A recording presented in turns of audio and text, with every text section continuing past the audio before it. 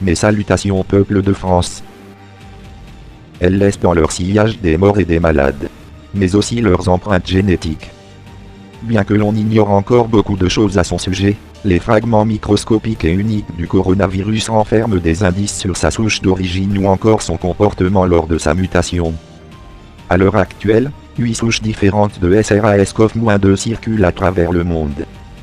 Le séquençage génomique pour identifier les souches du virus actuellement en circulation. Les scientifiques consacrent aujourd'hui une large part de leurs ressources au séquençage du génome des échantillons de virus prélevés sur des personnes touchées par le Covid-19. Les informations obtenues sont ensuite téléchargées sur le site nextstrain.org, dont la carte interactive permet de connaître les différentes souches du virus en circulation dans le monde, et de suivre en temps réel leur évolution.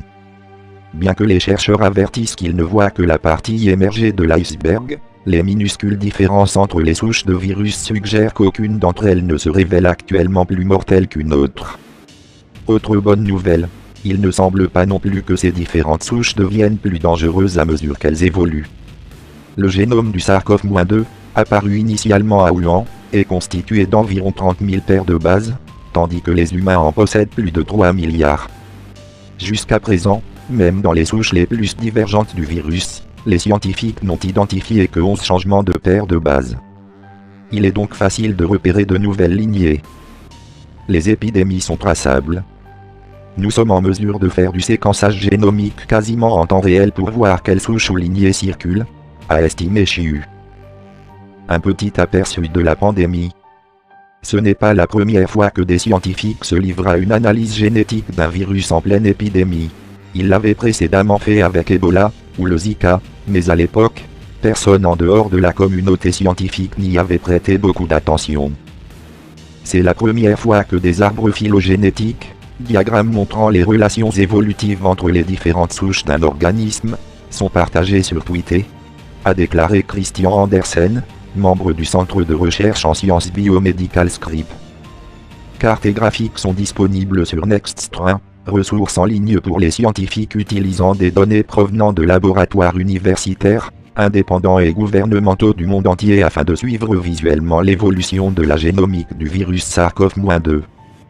Bien que ces ressources soient largement consultées, Andersen a rappelé que les arbres montrant l'évolution du virus étaient complexes, et qu'il était difficile, même pour les experts, d'en tirer des conclusions à l'heure actuelle.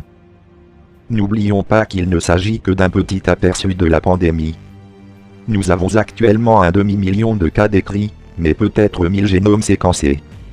Il y a donc beaucoup de lignées manquantes, a notamment expliqué la chercheuse. Des symptômes similaires pour les différentes souches.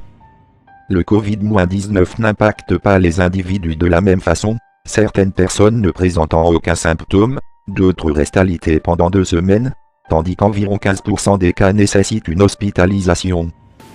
Globalement, on estime qu'environ 1% des personnes infectées par le virus en meurent, mais le taux varie considérablement d'un pays à l'autre et les experts affirment qu'il est davantage lié au taux de dépistage qu'à la mortalité réelle. Il semble peu probable que ces différences concernant les symptômes soient liées au fait que les personnes aient été infectées par différentes souches du virus. Comme l'a estimé Charles Liu, les souches actuelles du virus sont fondamentalement très similaires. De son côté, Christian Andersen estime que le virus ne mute pas très rapidement.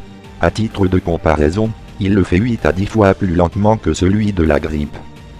Ce qui rend sa vitesse d'évolution similaire à celle d'autres coronavirus tels que le syndrome respiratoire aigu sévère, SRAS, et le syndrome respiratoire du Moyen-Orient, MER.